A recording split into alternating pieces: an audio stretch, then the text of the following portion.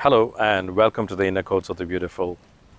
We have been exploring the various facets of the sun, the manifestations of Surya as the Adityas.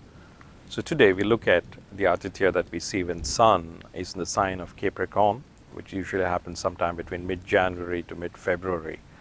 The Adityā that we see here is Bhaga Adityā.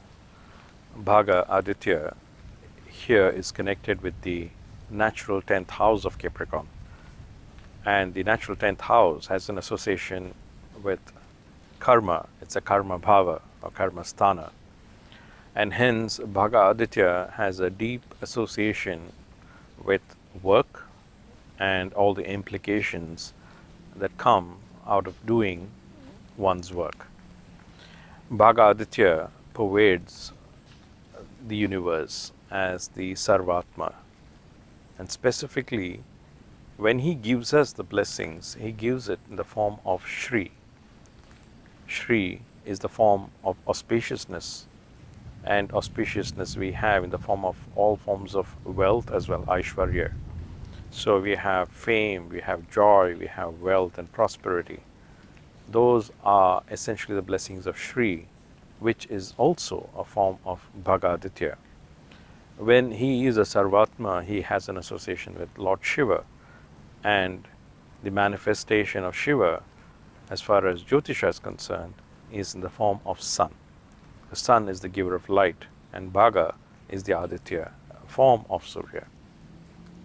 There is also one more association that we have with Bhaga, is he gives us the sense of diligence and industriousness when it comes to the way we go about doing our work, and he rewards diligence and work. When one is very diligent and one works hard and when stays to the task and works without letting go of the task, then one is rewarded. And that is basically the reward of Shri when Bhaga Adityā has an association with moon as well. There is also one more association with Bhaga Adityā. He is the one who is the giver of Upasana. Now what is Upasana? Asana means sitting down. Upa Asana or Upasana means sitting close to an object of veneration. So when one worships, one is sitting close to an object of veneration, the deity that you worship. So he gives us the discipline and the rigor, the diligence to persist with our worship and then reap the rewards of such worship. So Bhaga Adityā is the one who gives us Upasana, and hence he is the one who gives us spiritual progress.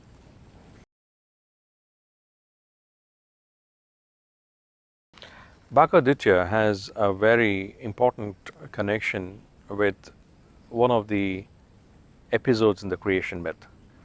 We saw this particular myth in greater detail in the episode of Pushaditya or Pushan, where we saw the problematic conundrum that came up when Prajapati created his feminine half.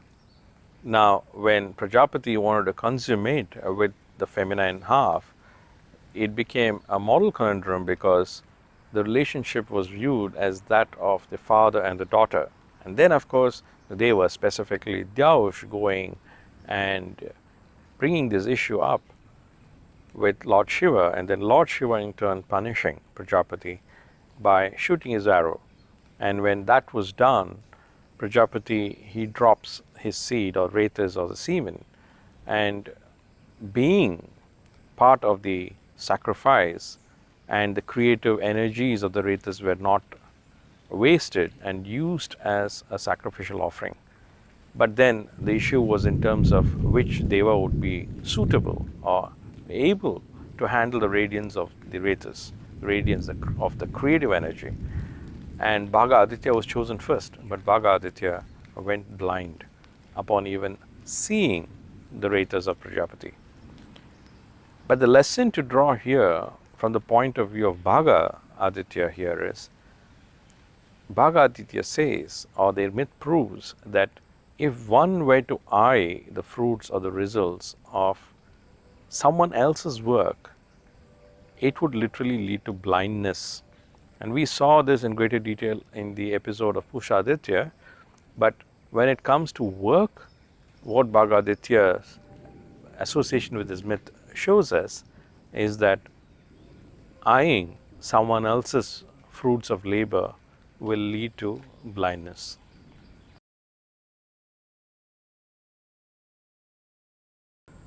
We easily understand the meaning of the word Bhaga to mean a share or a portion.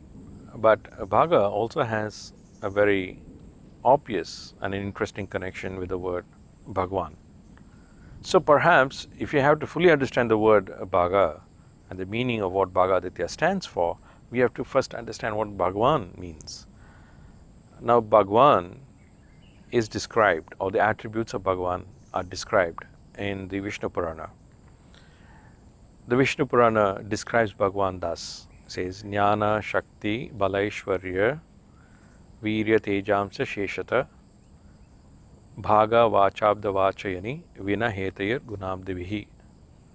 So what does it mean? It says, first, Bhagwan is the primary cause of all creation. Sarva Karana Karane. So that means he is the primary cause. Second thing, he is the Bharta. He is the supporter of creation. So if we say this particular power is God, the first attribute would be this ability to become the primary cause of creation, and second, to be able to support such a creation. The second, Gha. What does Gha mean? Gha means that this particular power has to have the power of Netra. Netra or Neta, that means if you have to lead, you have to first have a sense of vision. You should be able to have a vision, and then you become the Shrashta, you create.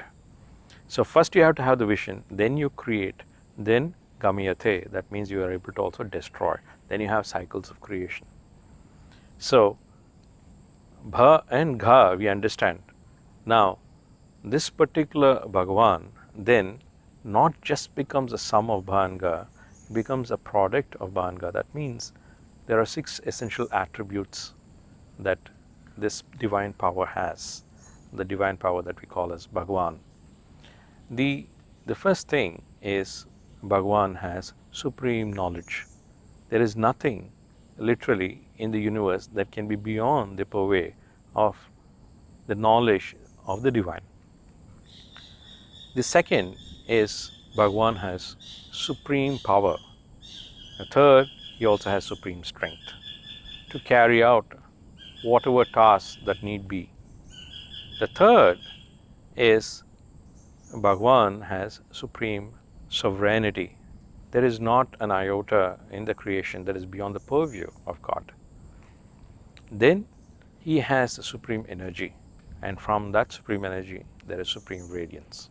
These are the 6 attributes of the divine. And now we also have the last line, Vina Hetayar Gunabdibihi. Vina Hetayar, that means there is not a single flaw.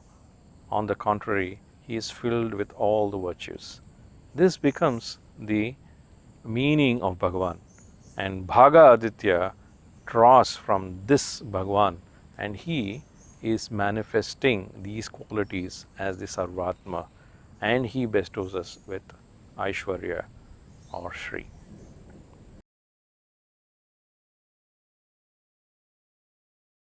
Let's look at a couple of case studies to understand Bhagavad-Gita a little better.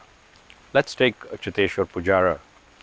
Pujara, as many would know, is a leading test batsman for India. And one of the very important qualities he's known for is to battle adversity and to apply himself diligently. Now, if you look at his early years, he was someone who from the school level has been piling on a lot of runs. When he was in his under 14, he scored a triple century. And when he was in his under 19 years, he scored a double century against England. But despite plodding and persisting, he was not taken into the Indian team for 6 years, unlike many of his other contemporaries who got an earlier break.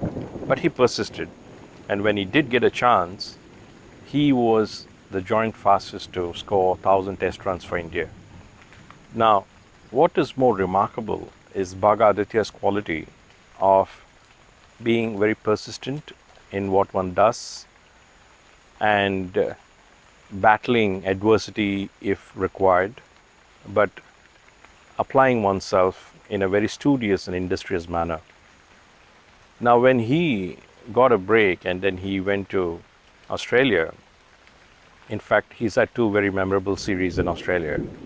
Now, in 2018, when he went to Australia, he became the first overseas batsman to play the most number of balls ever in Australian soil. He battled 1,258 balls. That's more than 200 overs. And he, of course, scored 3 centuries, and India won the series as well. So, for all his hard work and diligence, it did pay off, and India had a very memorable series victory.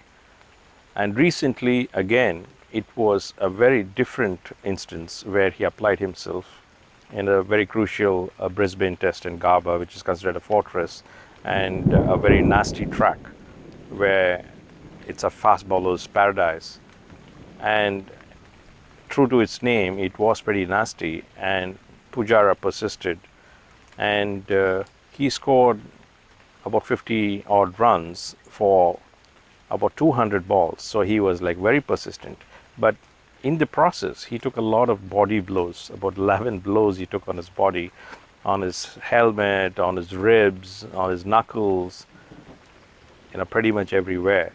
But he persisted, he never gave up, and that was crucial in eventually India conquering the Gabba, the fortress as the Australians like to call it, and India came back with another very memorable series victory. So here we see Bhagavad-Gita's quality of being very industrious, very diligent, and persistent in the way one goes about and in what one believes. Now, in terms of Bhagavad-Gita's quality of bringing a natural sense of spirituality, or the sense of having an innate sense of taking to upasana, or spiritual persistence in the way one goes about worshipping the divine, he is very close to his family guru, Hari Prasad Mahar, and in fact his guru was the one who named him Chateshwar. Chateshwar literally means Lord of the Soul, and Pujara is known to perform his religious rituals very diligently, and he is a very big believer of reading biographies of spiritual personalities and great personalities. And in fact his father, who is his first coach, who was also an ex-cricketer who played at the Ranji level, he attributes Pujara's sense of balance of mind, persistence, discipline, and so on, which has given a lot of success to Pujara, to his spiritual discipline and to his spiritual rigor. So there you see Bhagavad-Gita giving the sense of industriousness as brilliance in a person, and with it comes also the fame and fortune and the Aishwarya. Though, of course, Pujara is a very simple person and he lives pretty much a Spartan life.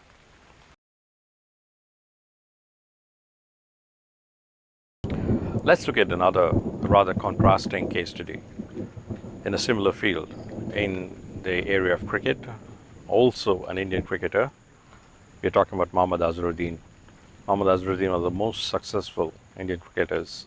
He's the captain of both the Test and One-Day teams. He's one of the most beautiful cricketers to watch. In fact, most critics have described his cricket as simply magical. There was something very hypnotic about the way he went in. He played his cricket, the way he wielded the willow, or the way he moved about on the field, the kind of grace that is not replaceable at all. It was simply called Oriental magic by the cricket fans in England and Australia. Now, Azharuddin, he was blessed with Bhagavad-Gita in terms of fame, fortune, joy, beauty, and so on. All those blessings that Bhagavad-Gita bestows on a person. He held the record for the most number of test wins in India, 14 test wins, which eventually was only broken by Sourav Ganguly. He also had about 90 wins in one days, which was eventually broken as a record by Dhoni. So he was a very successful captain for India. And of course, he had a long run. He had 99 tests and more than 301 days as well for India. So such a successful cricketer and bestowed with a lot of natural talent. So clearly someone who was blessed with a lot of fortune. However, we must remember Bhagavad-Gita's blindness. When Bhaga eyes what is not one's own, Bhaga goes blind. And it so happened that in 2000, there was a big scandal that erupted, and CBI, the Central Bureau of Investigation in India, went about investigating this suspicion that there was some match fixing. And eventually CBI filed the report, and Azharuddin was implicated in the match fixing scandal, and he was supposed to have influenced the South African cricket captain at that time, Hansie Cronje. And of course the rest is history. He was convicted and he was banned from cricket by both the BCCI, the Board of Cricket Control in India, and the ICC from playing cricket.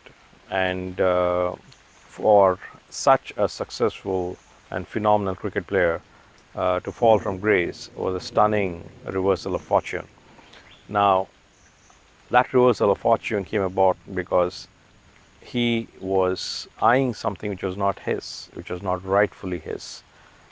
Greed had overtaken, simply put, and he had to pay the price. It also happened in his personal life. And then, of course, after 10 years, in 2010, one of the courts in Andhra Pradesh eventually acquitted him, saying that the BCCI was perhaps hasty and in deciding on the ban. And then he was acquitted, and then of course he went on to become a politician as a career after cricket. So we see here the reversal of fortune because Azharuddin also has Sun in Capricorn. He was, when he came on the international stage, he came with a bang. He scored 3 centuries on the trot against England, and he was a very studious and industrious cricketer, and he had a lot going for him. And over the years, that sense of discipline had somewhere disappeared, or rather had diminished, and then of course Azharuddin had to pay the price. So here we see how Bhagavad-Gita works.